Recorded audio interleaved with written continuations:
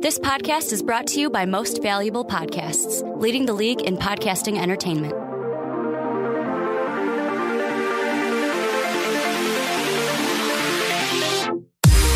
What's going on, real MVPs, and welcome inside another edition of What's Your Fantasy. We are talking baseball. It's MLB. It's the second time that we're talking MLB on What's Your Fantasy, and we are absolutely stoked. Ricky Widmer across the table from me. What's up, guys? And Brandon Swanson here as always. And we are excited to get things started here today. Again, we are really excited to say that we are doing a fantasy baseball draft, and that's going to be this Friday, and that is March 22nd, if I am correct. Is that right, Ricky? March 22nd is our fantasy baseball draft on Friday. 6:30 Central Time. And here's the thing. I know that there's some people out there that obviously like the draft, but even if you cannot make the draft and are fine auto-picking, still join. Yeah. Still join. Like, it's going to be a good time. But I do understand those people. Like, we already had one that was like, hey, I can't make it. Can you take me out? I wouldn't want to be an auto picker. I've done it before. It's just, you look at the waiver wire. But, I mean, I understand. But if you're fine with auto picking and can't make it, join the league. It's going to be a fun time. We've already got about 3 or 4. Still got plenty of open spots. That link down below in the description. Go check it out. Absolutely. Do exactly what Ricky said. And, of course, got a plug, as always. If you want to support this podcast or support the channel, become a patron. Head to patreon.com. For just $1 a month, you can support us. For $10 a month, you can come on any podcast that you would like and talk about a topic of your choosing. So, again, become a patron. Head to patreon.com.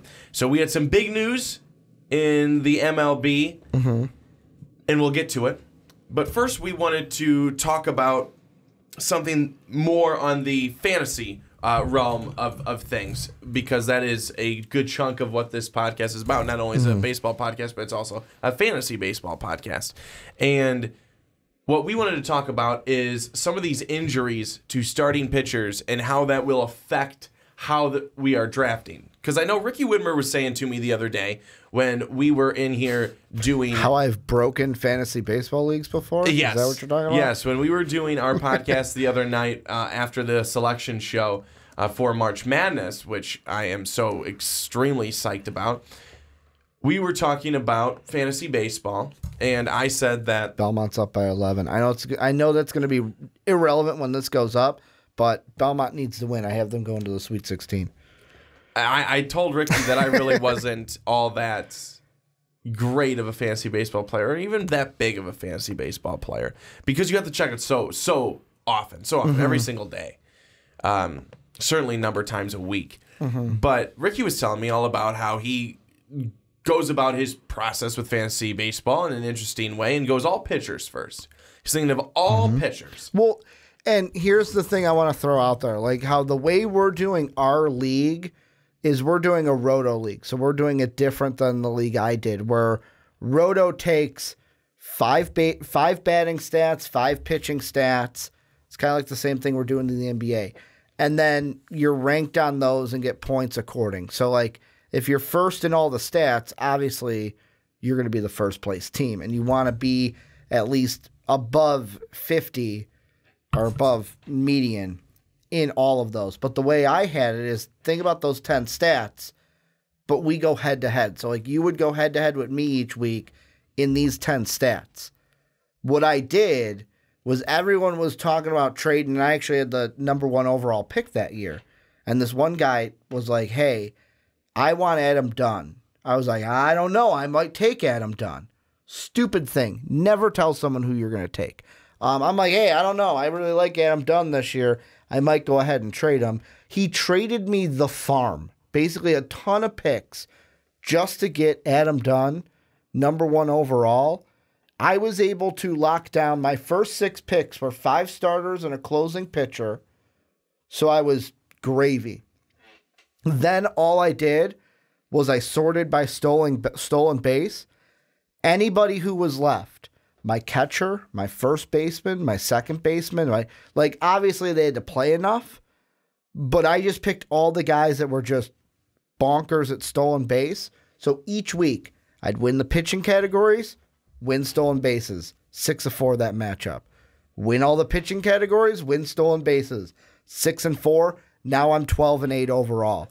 And I did that enough to where even there were times where their team wasn't as good as mine in a different area, and I'd gain one other, so maybe I get 7, 8. Ran away with the league. Ran away, never had to check the league. That was the most impressive part. I set it and left it for an entire baseball season. And guess what, Brandon? I was not invited back the next year. I was not. They did not invite me back the next year. I can imagine they didn't. Because they were mad that I broke their league. I broke it.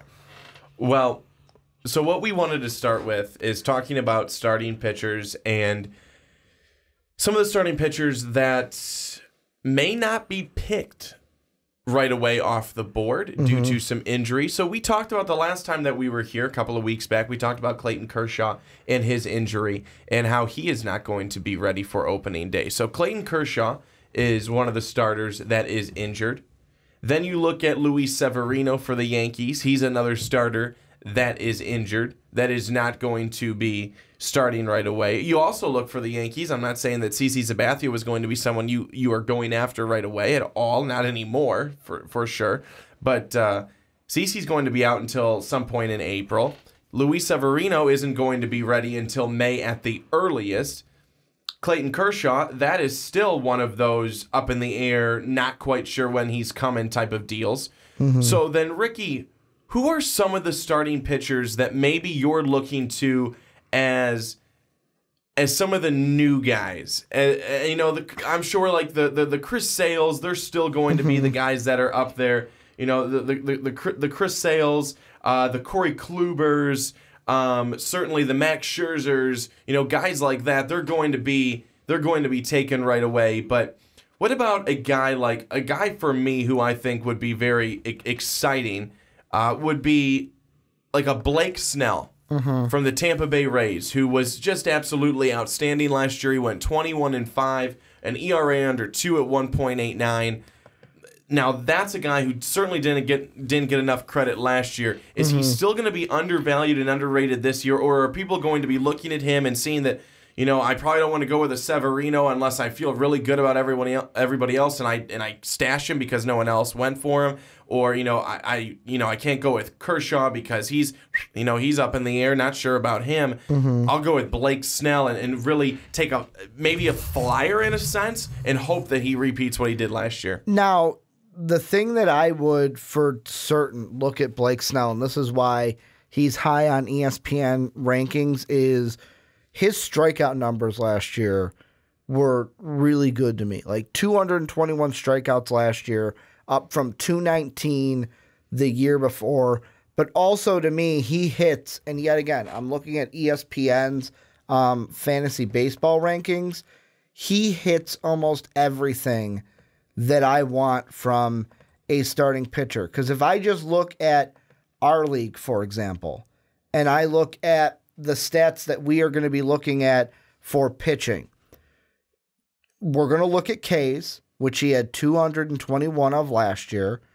You're going to look at wins, which he had 21 of last year. Even if he falls off and loses a couple more games, let's say he goes more 19-8, that's still, he's going to rack up wins for you this year, especially as the Rays' best pitcher.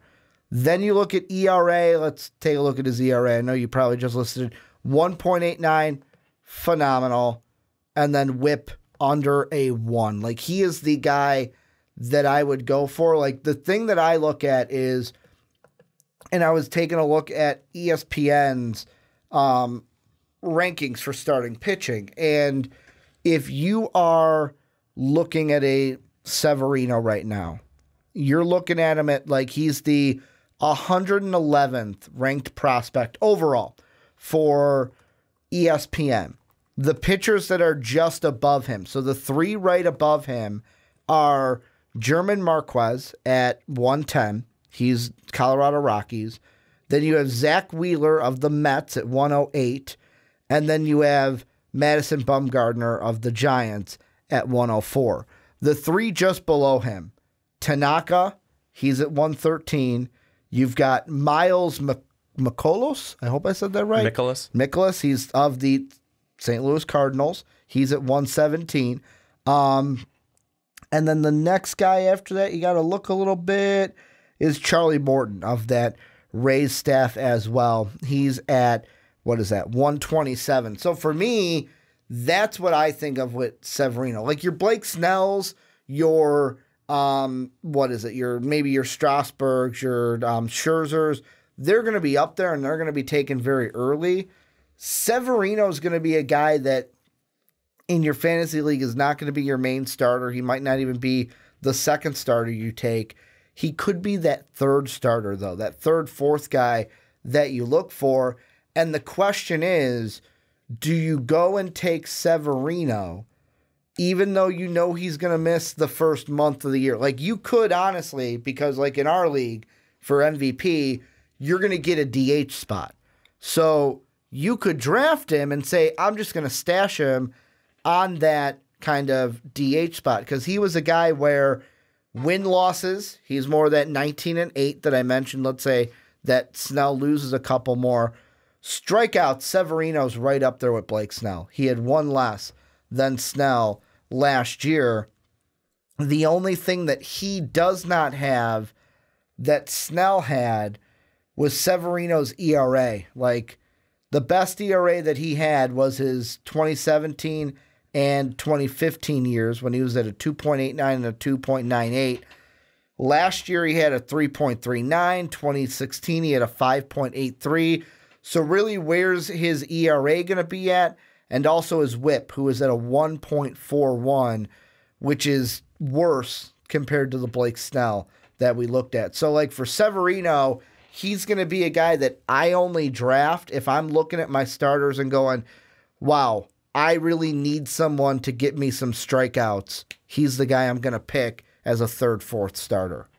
Now, a question I have. So Fantrax HQ has Justin Verlander ranked as the number 4 starting pitcher.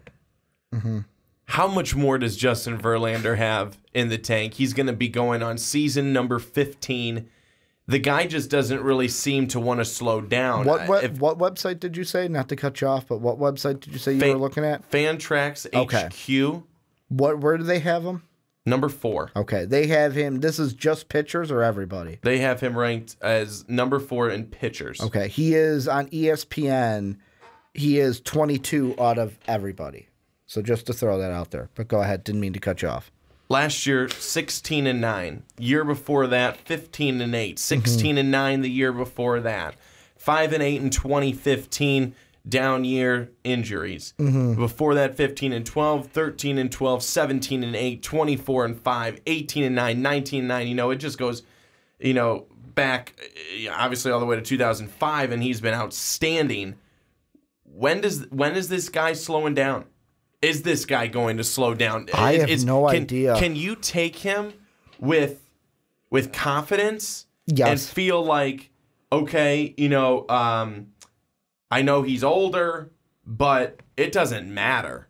He's going to continue to just pump out good numbers, quality starts, and continue to win for his teams. Well, and the thing I think that is going to be a little bit different this year compared to last year is, so last year on the Astros, he was kind of, to me, I always thought he was in a good spot for fantasy because he was never like, yes, he was playing like the ace. Houston fans, you might have thought him as your ace, but he had two guys surrounding him in Dallas Keuchel and Garrett Cole, who to where it's like, depending on the pitching matchups, I always felt Keuchel was the ace of that staff. Cole was then the second. Verlander was third, and just the matchups that he got sometimes was, if he gets a good pitching matchup to where it's like, wow, this guy on the opposite end is going to give up some early runs. If he plays with a lead, he's pretty much dominant. And the thing that I look at from his stats with fantasy is, I talked about Snell and Severino having some good strikeout numbers. Well, yeah, Justin Verlander blows them out of the water. He had 290 strikeouts last year, up from 219 the year before, where he had 176 with Detroit, 43 in 5 games when he came over to Houston. The other good thing I like about Justin Verlander is his whip. He's going to be a guy that's going to have a lower whip to where ever since he's been in Houston, a .65 in his first 5 games of the regular season in 2017, .90 last year. So whip, strikeouts, he's going to be good. Now the part where, like I said, there's yin and yang to a Justin Verlander, that ERA.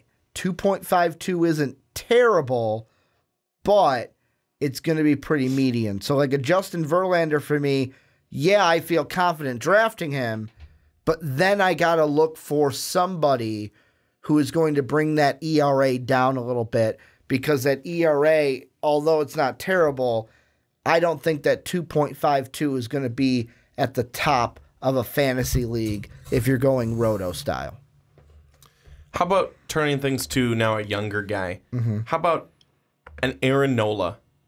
Aaron Nola with the, looking at a team, the Philadelphia Phillies, who seem like they are positioning themselves to win now and win often. Aaron Nola last year, 17-6 with his best ERA yet, 2.37, 224 strikeouts, 58 walks. He was very effective. Pitched a lot of innings, 212 innings, 212 and a third to be exact. This guy was very, very good, very efficient, an all-star. He was 3rd in the Cy Young voting. He was 13th in MVP voting. The fact that he was even considered in MVP voting, I think, is great. Like I said, he's a young pitcher. He's an up-and-coming pitcher. Is this a guy who we can look at his 17-6 last year? He built off his 12-11 record in 2017. How much can we expect him to probably build off of 2018 and maybe try and snag him early as that one of those up-and-coming guys who's going to just absolutely break out this year? Yeah, I look at him, and I also look at this kind of revamped Phillies staff, and the thing that I wonder is the additions that they have made in the field, getting a JT Realmuto, getting a Bryce Harper, having Andrew McCutchen, who obviously they traded for before this offseason and had, but now having him, getting all these kind of players together, forming a formidable lineup on the other side, I wonder how much that is going to help Aaron Nola in his starts, because he's another guy where he's going to have similar strikeout numbers to a Severino or a Blake Snell compared to last year. I mean, this is a guy, too, to where after his 4th year, are we going to see another jump from him? Because if you look at the key stats for fantasy baseball, he went up from 12 wins to 17. He went down from 11 losses to 6.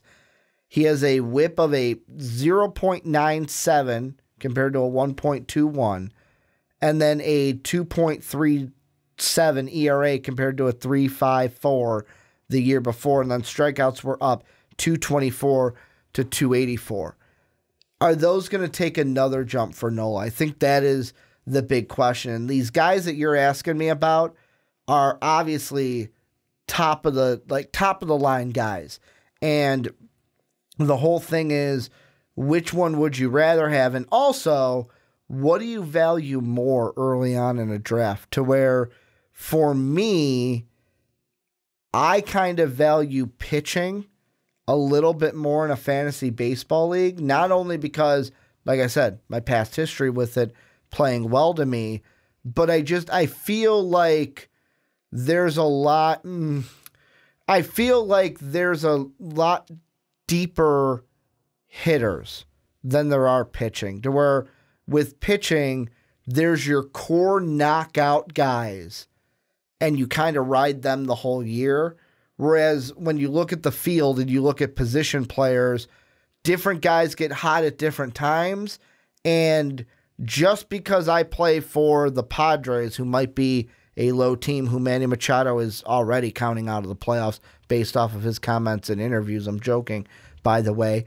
I usually try to lean towards pitching first and kind of knock that down, get that solidified, because it's also an interesting yin and yang of starting to relievers. Because like for us, yet again, going to compare it to our fantasy league, 1, 2, 3, 4, 5, 6, 7, 8, 9.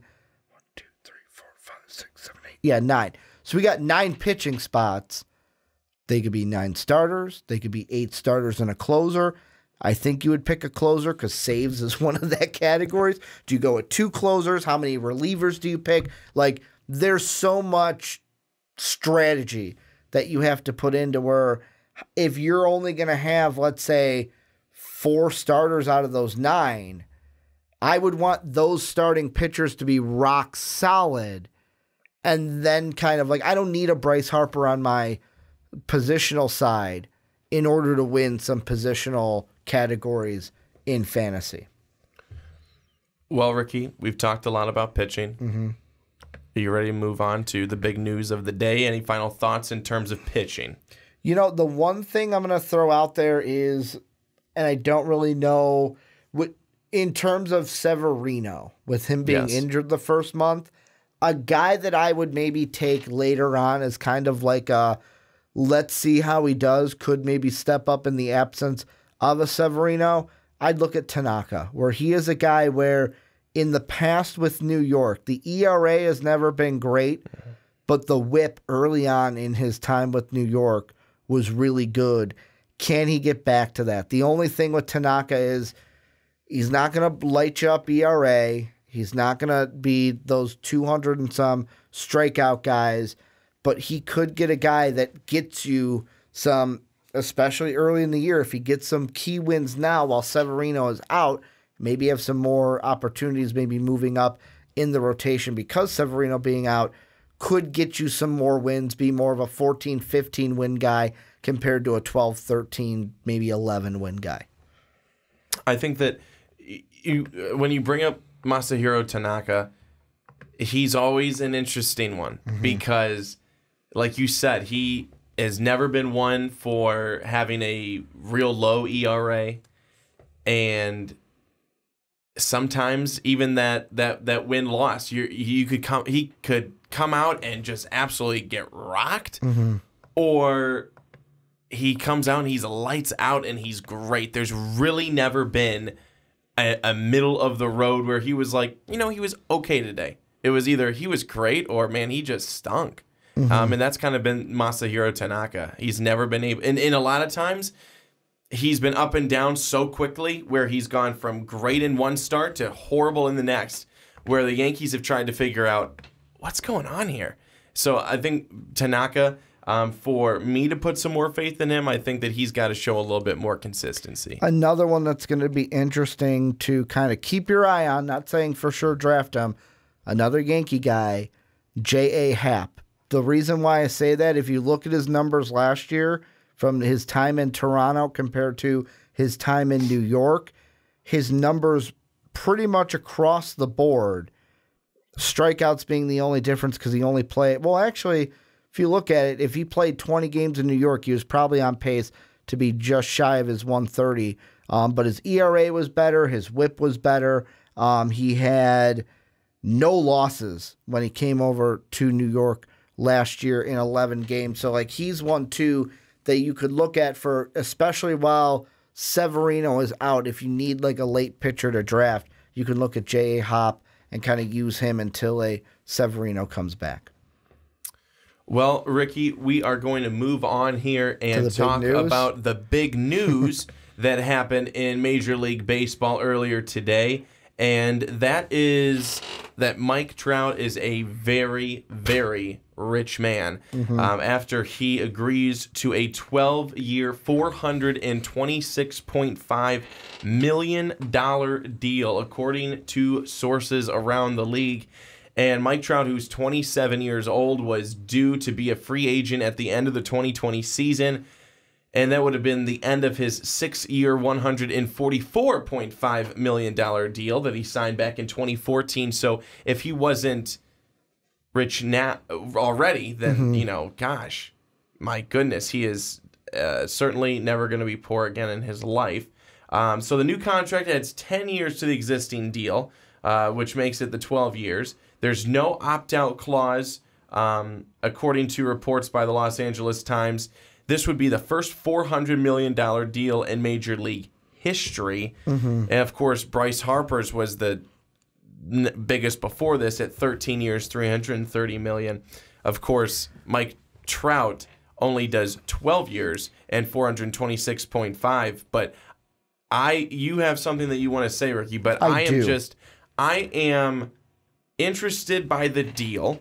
I really wasn't all that big of a fan of Bryce Harper's because of how many years it was and how much money. Yeah, these 12-year contracts, like ask me 6 years in how you feel. They're locking guys in, which is great for them and what they believe at the time. But as you mentioned, as you brought up, Albert Pujols is a great example, and it's the Angels who did it. He was a lot old. Like, that's the thing, though. He was a lot older when that contract, let's see, Albert, I'm going to look up the deal really quick. But while you're looking that up, I do want to say, Mike Trout, he's 27 right now. If he finishes out his deal, he'll be 39. You know, I know it's not like football. Pujols was 32 when he got the deal from the Angels. So I know it's not like football where after once you hit 29 or 30, for a running back, you're pretty much done. Baseball, you can continue to play till you're 41, 42. If you want to, and if you're able to, that could happen. And in football and baseball, you can do that. In football, you can do it maybe if you're the quarterback. But also two, is Mike Trout going to continue to be amazing all those years? The hope and the belief is probably yes. I'm going to say yes. And then the next question is, are the Angels going to be able to build a team around him? Because if they cannot do that, giving him a 12-year, $430 million deal really does them no good. Now, here's you hit my biggest issue, is will the Angels be able to put a team around him? And the thing that I've been looking at with the Angels is some good signs is they still have Shohei Ohtani. The farm system is pretty strong in the Angels underneath. My big thing is, will they be able to add enough power? Like, the one article I read was 5 reasons they could win the World Series with Mike Trout now in these 12 years. And one of the things was, they're a big market with flexibility. Answer me this, Brandon. How many big free agents have chosen LA? Like, the way I look at it was, and I don't think they were big players for Bryce Harper or Manny Machado, but look at this. If they were such a good market, why didn't Bryce Harper put them on the list? No, instead, Bryce Harper went to Philly and then tried to coerce your big guy to come play with him. That's what he tried to do. And also, Bryce Harper, was he even looking at the Angels? No, he was looking at the Dodgers. And for me, that's another big thing, is the Angels have to compete with the Dodgers in town. It's kind of like what we have here with the Cubs and the Sox. It's like, yeah, it's a good market, but there's 2 teams here. There's 2 teams in this market, and in recent history, it's kind of like the same thing we're seeing here in Chicago. The NL team is having more recent success, more playoff success than the AL counterpart, to where if a free agent has to choose between the Dodgers and the Angels, give me a reason why I should choose the Angels besides Mike Trout, because if I go to the Dodgers, they have a track record of, they have been to the playoffs recently, been to the World Series recently. I'm going to go sign with them.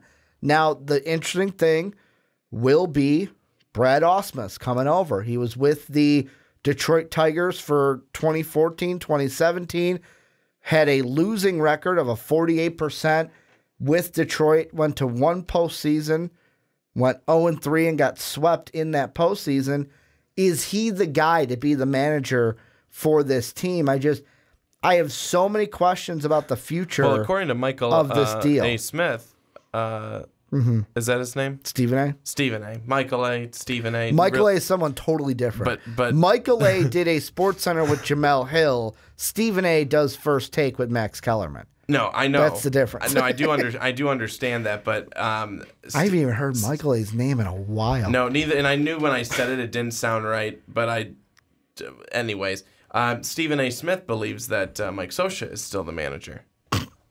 It's Brad Ausmus. Did you see that? No, I did not. Did you see that where he had said on his radio show today with complete confidence, Mike Scioscia going in? How's this going to affect Mike Scioscia going into his 19th season with the ball club? I think he was talking. Hold on. And people question our credibility. I think he was talking to Jeff Passan, and Jeff goes, "Well, Scioscia's no longer with the ball club anymore, and now it's Brad Ausmus." And he goes, "Oh, yes, that of course."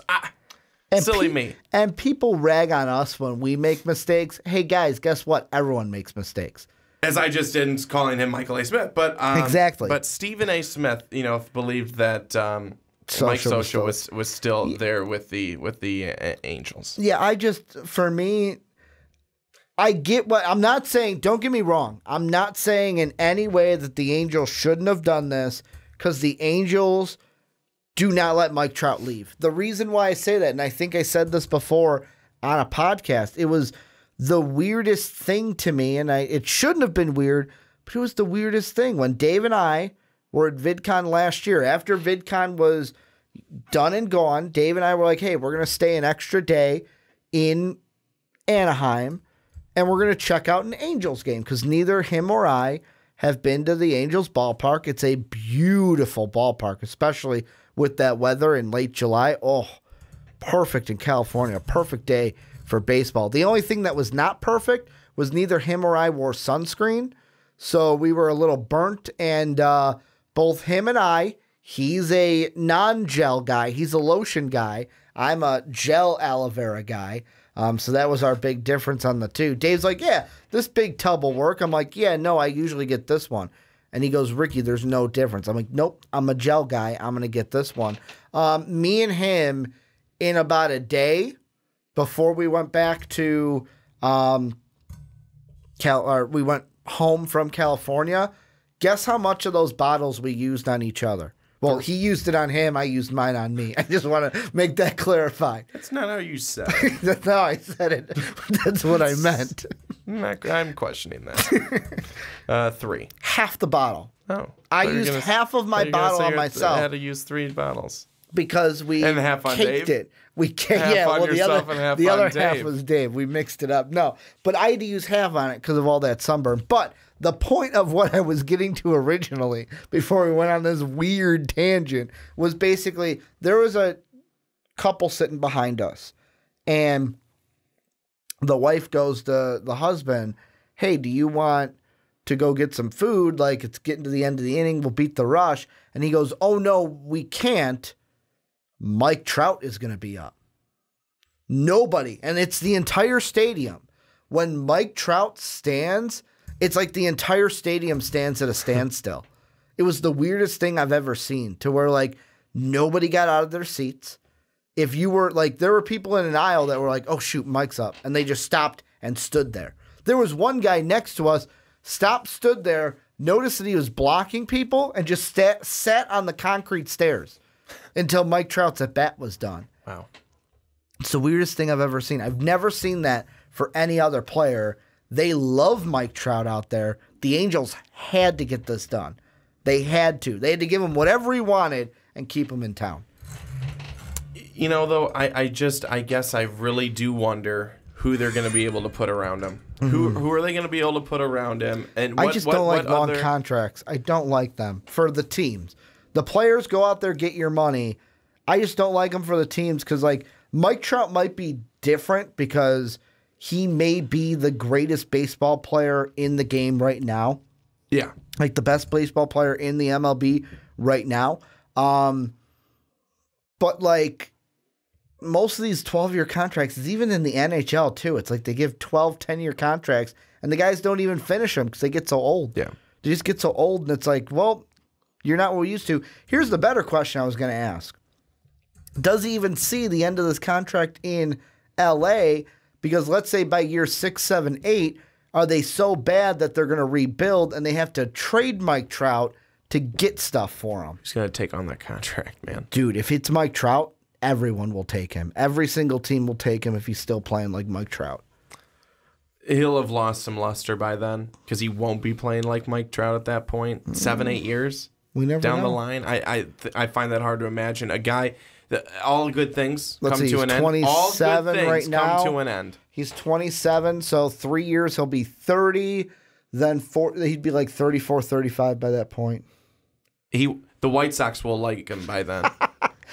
Kenny Williams will say, Kenny hey, Williams ain't running the team. him- It's Rick Hahn now. I've been corrected numerous times, Brandon. Oh, I understand that, but Kenny Williams is helping to make decisions just as much as Rick Hahn is. So, so my thing is, basically, will they be able to put solid players around him? Will they be able to build up that pitching staff? And will they be able to compete with the Astros out there in the West? That's going to be not just the Astros, the A's, the Mariners. Well, the Mariners are in a rebuild right now. The Rangers are kind of in a rebuild right now. I think I read something that you really don't want to let me talk, so I'm shut sorry. up for a minute. I look at the Angels and I think, well, you weren't letting me talk. The Astros obviously are number one. Then the Angels right now, are they positioning themselves to be number 2 with the A's number 3, or are the A's still going to be number 2 and the Angels are just hoping that they're going to be number 3, maybe number 4, depending on what the Rangers or the Mariners are able to do in this kind of the short time span? Is it my turn now? Oh, stop playing No, the like boo-hoo. I really like, for me, I was going to say about the Mariners, I read something that King Felix isn't going to start opening day for them. Did I read that right? Like that he was upset that he's not going to be starting opening day, which was crazy to me. If he's healthy, throw him out there. But like for me, it's the Astros and the A's. And if anything, the Angels maybe move up into third. Like Texas is kind of at the bottom. I say that, but watch. They'll be like a Atlanta Braves this year, where I put the Braves at the bottom of the division and they won it last year. You're right. The Mariners are going with Marco Gonzalez. Yeah, that's what I thought I read, and it blew my mind. But it's funny that the Angels, though, are going to throw out former A to pitch against his team. I believe they're playing the A's in their opening series. Trevor Cahill is going to get the opening nod for the Angels. The main thing with the Angels, though, is during this contract, can they build around Mike Trout? And we got to wait and see. I am not buying it. I mean, the only way they're going to be able to do that is they got to start winning games now. The only way for me to see it is I'm a Theo guy, obviously. Build through your farm system. The only thing is Mike Trout's timeline going to be with that, and how far into that building through the farm system timeline are we at right now for the Angels? Because it ain't going to be big free agents that come in to help this team. I think that's the biggest question, and right now it remains to be seen, and we will figure it out, I think, in the next couple of years when the Angels are looking in free agency and seeing if maybe there's other bigger name players that want to come and play with Mike Trout as opposed to guys going other places and trying to bring Mike Trout, such as what Bryce Harper was trying to do. Geez, I'm going to be 41 when Mike Trout is done with his contract. Like, after the contract is over, be 41 when he's done with that contract. You'll be a grown man. I will. Maybe not. Maybe I won't. Maybe I'll still have the mentality of a child, Brandon. You will. You will, but you'll be a grown man. I'll be a grown man child by that point. Yes.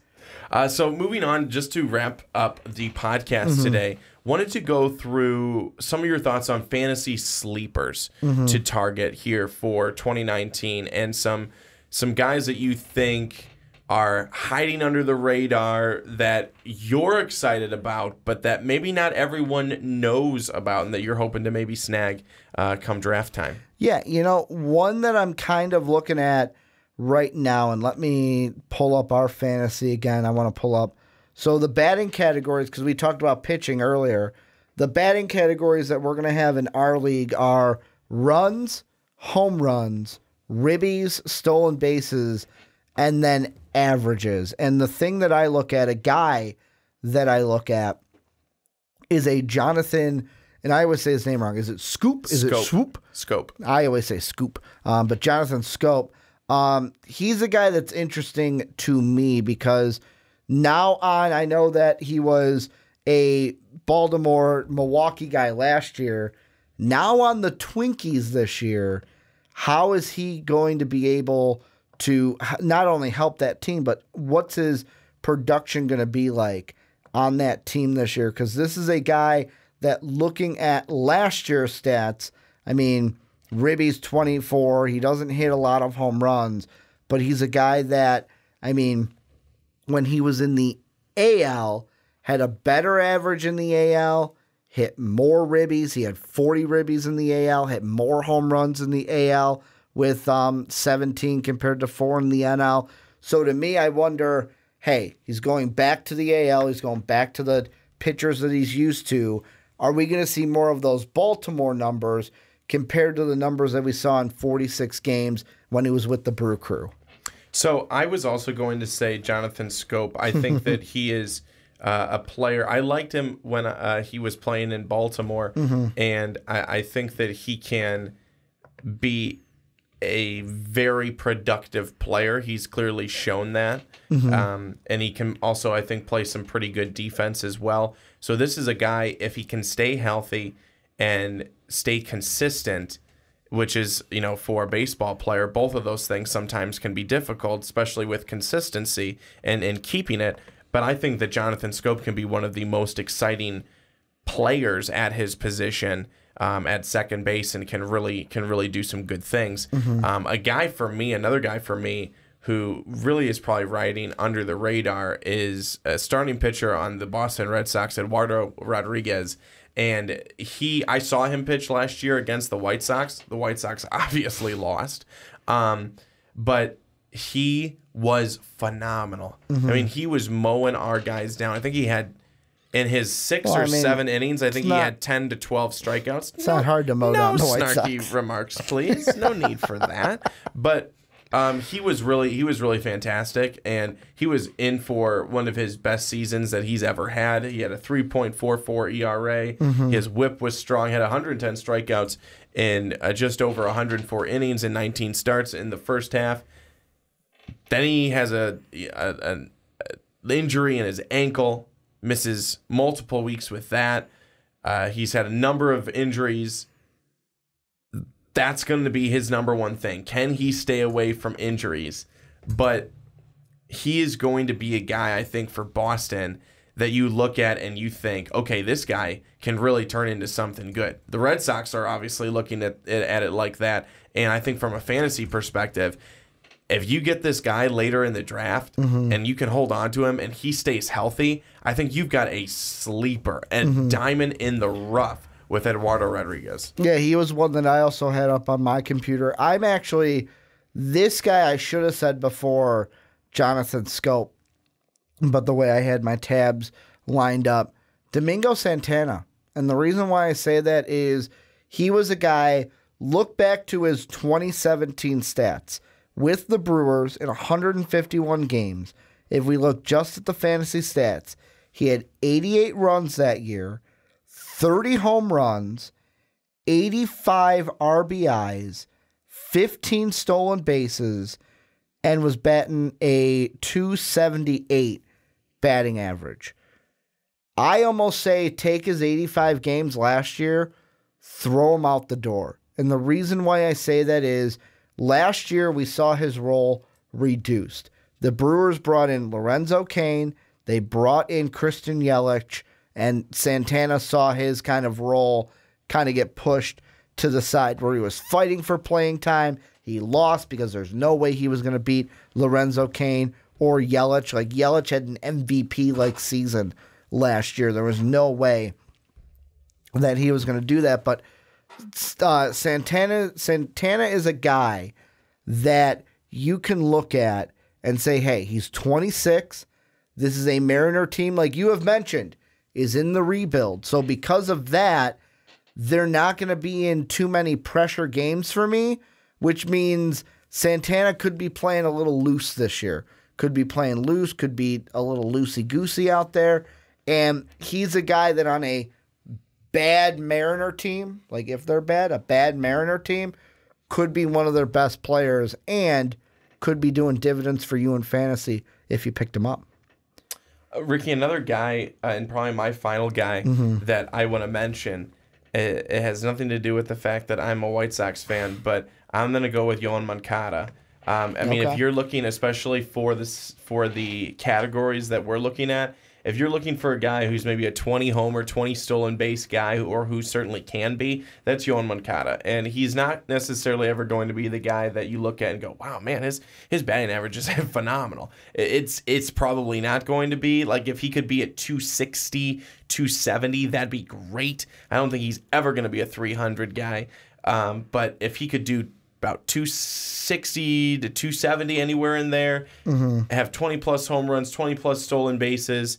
I mean, this is a guy, if he could make a few tweaks when he's at the plate, especially if he could be better as a left-handed bat, or yes, what side? I'm trying to think of right now what side he is better at hitting it, because one side he is absolutely god-awful.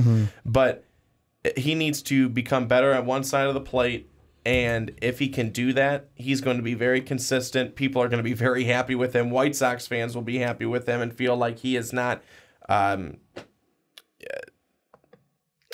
bust, as some people have already tried to say. I don't believe that, but Yoan Moncada would be a guy that I'm looking at, and I think that the White Sox are going to be having him play third base this season as well. At least they're going to try to. He's been working out a lot there in spring training, so he's a guy who I think that could definitely be a sleeper this year. Can I package two together for my final one? Because they come from the same team. Go right ahead. So they come from the same team. You picked a White Sox. I'm going to package two Cubs together. One on the positional side, one on the pitching side. The batter is Ian Happ. And the reason why I say that is, had a down year in 2018. I think we see more of the Ian Happ number-wise that we saw in 2017. I think he's going to have a better year in 2019. And the other one, you're not gonna agree with this, Brandon, but I am completely aware of that and ready for it. Not saying draft him high. I'm saying draft him as a sleeper. Yu Darvish. The reason why I say that, so far in spring, and I know it's spring training, but so far in spring, he's been looking really good. I know he left, I think it was today, with a blister on his finger. Shouldn't set him back, they say, with his start for the regular season. But so far in 4 games this spring, he's had 12 innings pitched. He's only given up 8 hits. He's given up, they don't even tell me how many runs, but he's got a 2.25 ERA. The whip's a little high in spring with a 1.42, but he's got 14 Ks in 4 games, which could be really good. The walk number is a little high, but I think based off of last year, we'll have a better year this year and could be a sleeper when it comes to fantasies if you're looking for a later end starting pitcher. I think it's quite impossible to be any worse than Yu Darvish was last year. Hey, start from the bottom, now we hear. The only way to go is up, Brandon. You can't get any worse. No, you can't. And some people are probably like, I believe you can. I believe you could. Well, Ricky, any final thoughts before we wrap things up here today? Join the Fantasy Baseball League. As of right now, I think we got like 10 spots available. Go join it, link down below. And it's this Friday, happening March 22nd at 6:30. Yeah, we're going to be streaming on twitch.tv/mostvaluable podcast too. Like, while you're drafting, you get to talk with us. We're going to be responding to the chat. Even if you're not in the league, tune in. It's going to be a good time. We're going to have the draft behind us.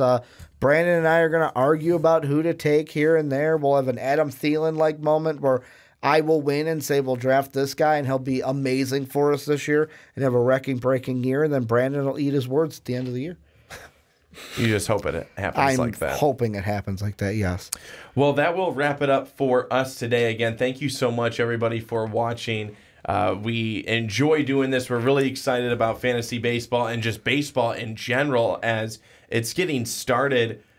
Is it going to be already next week? Yep, next week. Is it Wednesday? Thursday, I believe, the 28th. Or when does the A's Mariners? Oh, I think that's already happening. This week? Is that this week? Is that tomorrow? Already, is that Wednesday? Or tomorrow morning? pretty I think sure that's happening. But everything else, all the normal baseball, gets happening next week. 4:30 a.m. on ESPN. So this will be out after that game happens. Holy crap! But who's really going to care about that season or that series?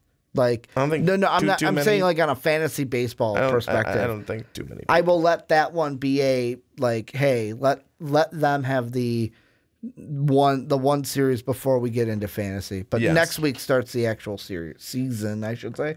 Said season. So again, a quick wrap up here. Again, fantasy baseball draft March 22nd, this Friday, 6:30 p.m. Central Time. Ricky Widmer and myself, Brandon Swanson, will be doing it. The 28th. Come and join us. Come and join us for that and be part of the league. It will be a lot of fun and very competitive, of course. And then, as always, make sure you become a patron at patreon.com for just $1 a month. You can support this podcast, What's Your Fantasy, and MVP as a channel. And for $10 a month, you can come on any podcast you'd like and talk any topic that you would like.